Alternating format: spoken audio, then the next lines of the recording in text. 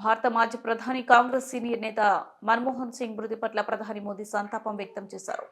ఆయన తీవ్ర అస్వస్థతకు గురైనప్పటి వెంటనే ఢిల్లీలోని ఎయిమ్స్ లో అత్యవసర చికిత్స కోసం చేర్చారు.